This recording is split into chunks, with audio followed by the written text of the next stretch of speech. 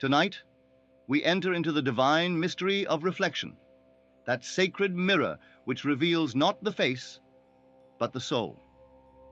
And I declare to you, your world is yourself pushed out.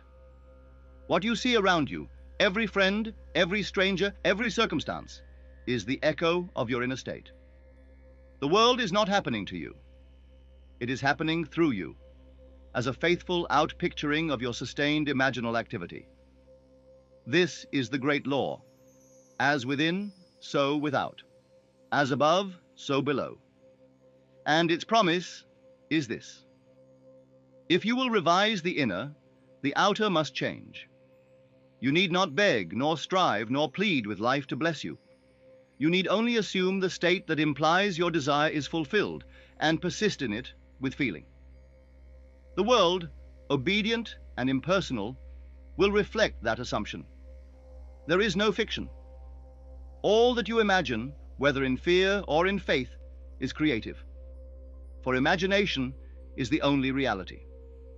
Your inner conversations, your moods, your silent assumptions, they clothe themselves in flesh and walk the stage of life.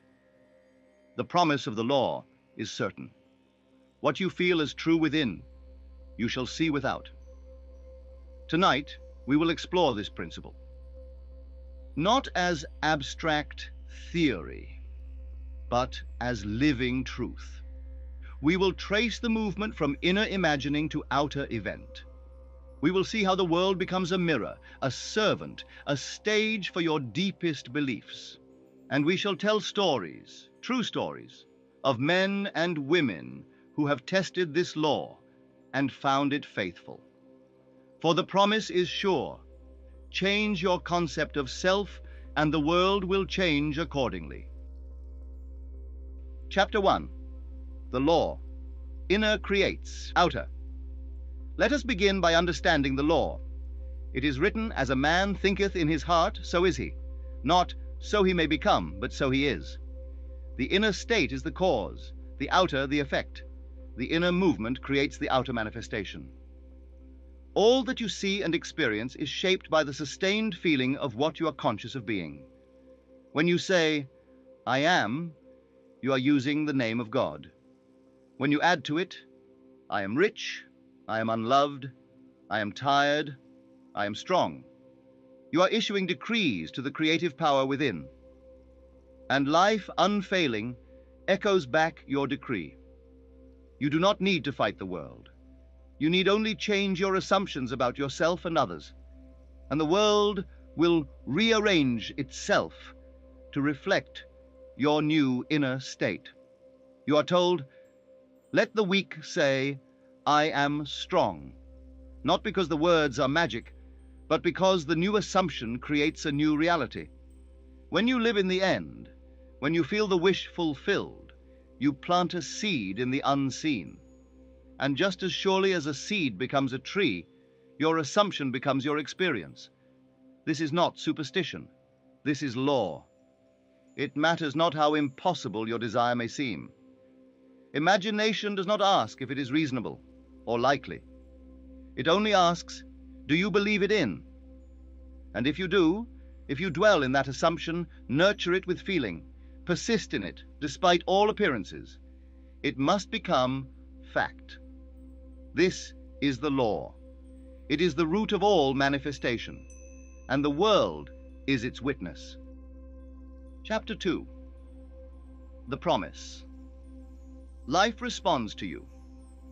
Now let us turn to the promise. The law would be a burden if it merely demanded. But it does not only demand, it promises. It assures you that the world will always conform to your assumption. The promise is this: whatever you dare to assume as true with feeling and remain faithful to will crystallize into fact.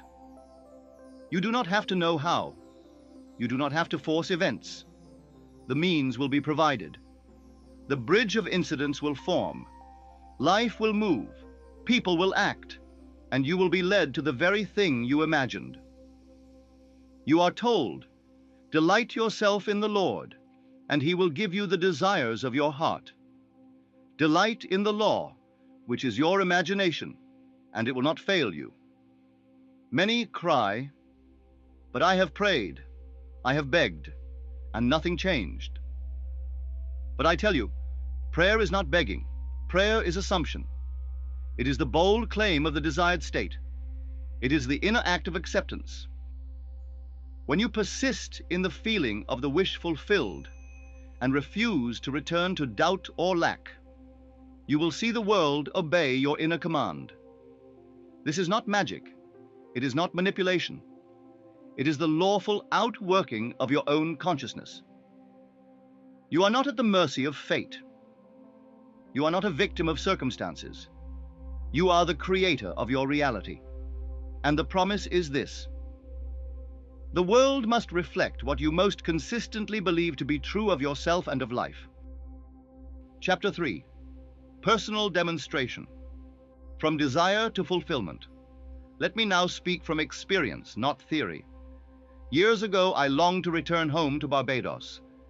The desire was strong, but I had no money, no ticket, no visible means of travel. But I did not complain. I did not beg. I turned within. Each night I lay on my bed and assumed I was in Barbados. I imagined the warm air, the familiar voices, the scent of the sea. I felt the joy of being home, not in hope, but in faith. I persisted in this imaginal act until it felt natural. And then, without effort, the bridge began to form. My brother, who had previously refused, sent for me. A ticket was purchased. Passage was arranged. I returned to the very place I had imagined. Was this coincidence? Number it was the law in action. It was the world reflecting the inner man. There are many more.